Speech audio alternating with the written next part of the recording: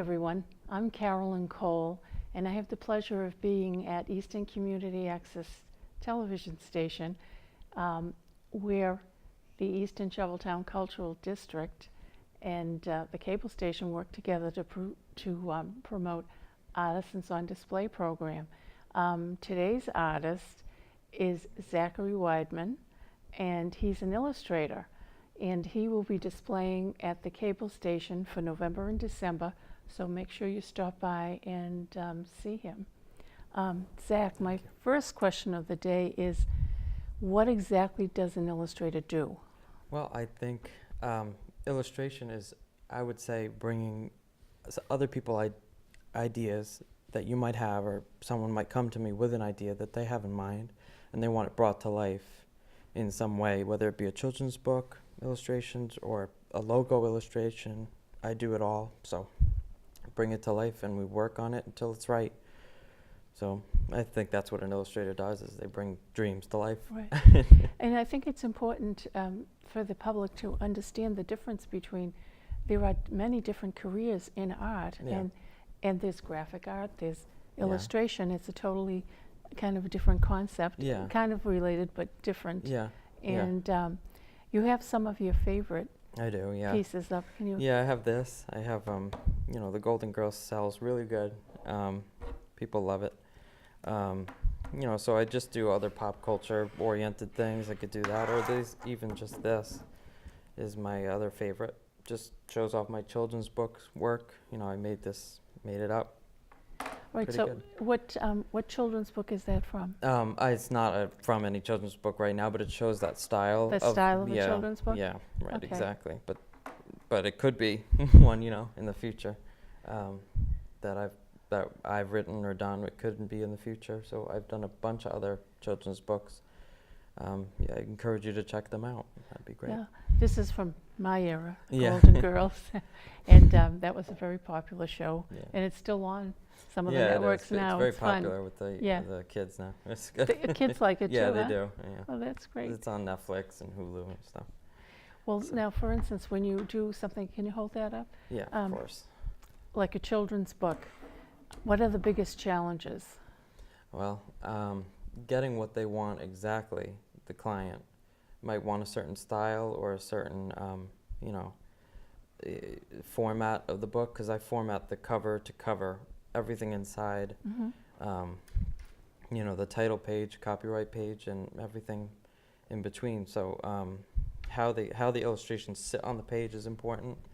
The text, the font, all the color schemes and everything that could go on. So it's a big process. It's fun, really fun to bring it to life, though. You must have to get right into the author's head. To figure out where he's going exactly. Sometimes they make it easier. They make it easy on me sometimes, and they know what they want. That's always good. But sometimes they don't know, and I give them a bunch of options. We could do it like this, do it this way, have this color scheme. It's fun.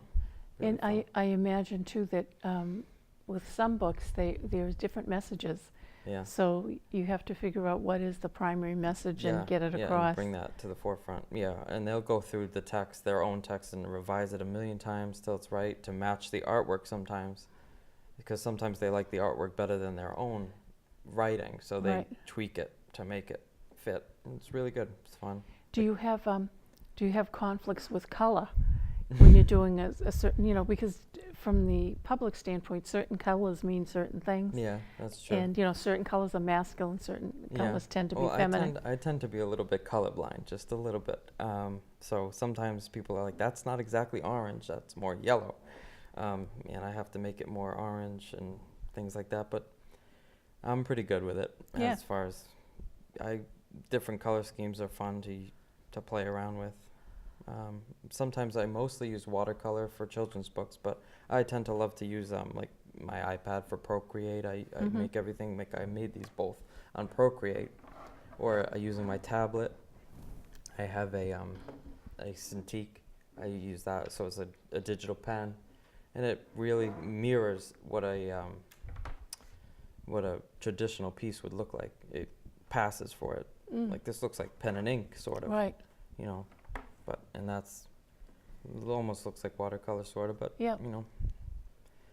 So And it's fun to use digital formats. Yeah, to- and there's the use of a lot of different colors in here too, which Yeah. makes it interesting. Yeah, yeah. People love that one. I like it too. Well, But we're kind of excited because Zach is going to be at the Artisans Fair and Holiday Tea, yes. which is on December 8th. And if any of you are familiar with silhouettes, he is able to do silhouettes, and he is going to, by appointment, do silhouettes on that day.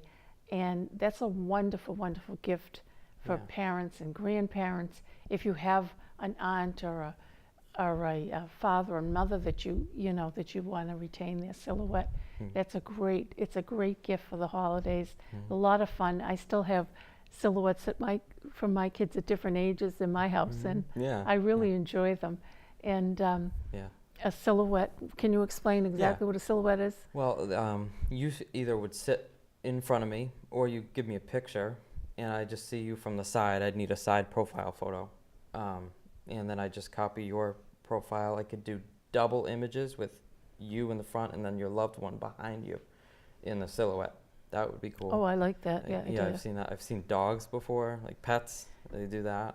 You know, I could, and I just would. Sometimes they cut paper. That's the traditional way to do it. Cut black paper. Mm-hmm. But I would probably just draw it and then fill it in with black. It's the same kind of feel Mhm. to it. But Yeah, traditionally, it would And be it's cut always paper. framed, so Yeah, you yeah, get the it's same framed effect. in an oval. It'd Right. be nice. Yeah, I'll show you them on my business card. Yes. If I don't know if it would be too small, but I have one on my business card of myself. So just from the side, I have it hanging in my house. It's pretty cool. But that's my business card. We were going to ask everybody, the publicity will probably go out in the next week, but we're asking everybody to call Zach for an appointment for Yeah. that day. And can you tell them what your phone number is? Of course, yeah. So you'll give me a call at 774-300-1540.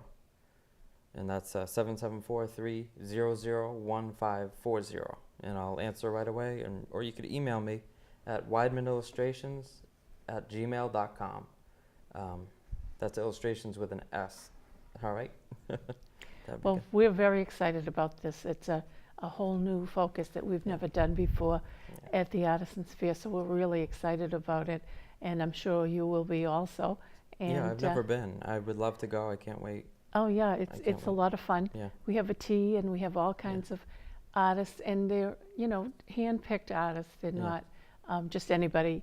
Yeah. If you're looking for that last-minute, really quality gift that's unusual, Mhm. this is the place to be. Yeah, and it's a And- great space to have it in the Quested. Oh yeah, Crescent House is wonderful, and the tea is we're bringing back, going back into the old-fashioned English teas with Oh, on cool. china and Cool. cups, and it's really kind of fun to do.